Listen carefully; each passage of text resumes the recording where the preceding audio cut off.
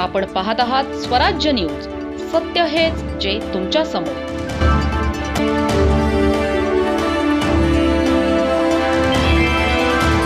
साक्री शहरात भेसळयुक्त आणि निकृष्ट दर्जाच्या अन्नपदार्थांविरोधात अन्न व औषध प्रशासनाने मोठी धडक कारवाई केली आहे. भांडे रस्त्यावरील एका दुकानावर छापा टाकत प्रशासनाने तब्बल 21,000 रुपये किमतीचे संशयित तूप जप्त केले आहे. कृष्णकुंज या नावाने विक्रीसाठी ठेवण्यात आलेल्या गाईच्या तुपाबाबत विभागाला गोपनीय माहिती मिळाली होती. याच माहितीच्या आधारे अन्न सुरक्षा अधिकाऱ्यांनी अचानक दुकानाची तपासणी केली.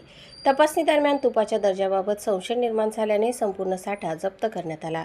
यासोबतच तुपाचे नमुने प्रयोगशाळेतील तपासणीसाठी पाठविण्याची प्रक्रिया सुरू करण्यात आली आहे. प्रयोगशाळेच्या अहवालानंतर तुपाची गुणवत्ता आणि शुद्धतेबाबत अंतिम निर्णय घेतला जाणार आहे.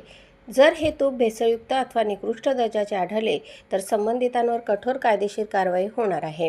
या कारवाईमुळे साक्रीतील किराणा व्यापारी आणि खाद्यपदार्थ विक्रेत्यांमध्ये एकच खळबळ उडाली आहे. ग्राहकांच्या आरोग्याशी कोणतीही तडजोड सहन केली जाणार नसल्याचा स्पष्ट संदेश प्रशासनाने दिला आहे. विशेष म्हणजे शहरात दुधातील पाण्याचे वाढते प्रमाण, तळणाच्या तेलाची गुणवत्ता आणि भेसळयुक्त खाद्यपदार्थांच्या चर्चांनाही यामुळे उधाण आले आहे. काही नाश्ता सेंटर, हॉटेल्स आणि मिठाई दुकानांच्या स्वच्छतेवरही प्रश्नचिन्ह उपस्थित केले जात आहे. त्यामुळे आता प्रशासनाची पुढील मोहीम कोणावर धडकणार याकडे सर्वांचे लक्ष लागले आहे. सहाय्यक आयुक्त मोहर यांच्या मार्गदर्शनाखाली ही कारवाई करण्यात आली. अन्न सुरक्षा अधिकारी ए.व्ही. पवार आणि मंगेश भावसार यांच्या पथकाने जप्तीची कारवाई पार पाडली.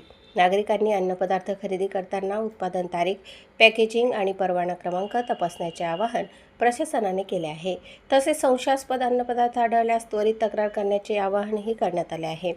भेसळीच्या विरोधातील ही कारवाई साक्रीतील अन्न व्यावसायिकांसाठी इशारा मानली जात असून येत्या काळात आणखी धडक कारवाया होण्याची शक्यता व्यक्त केली जात आहे.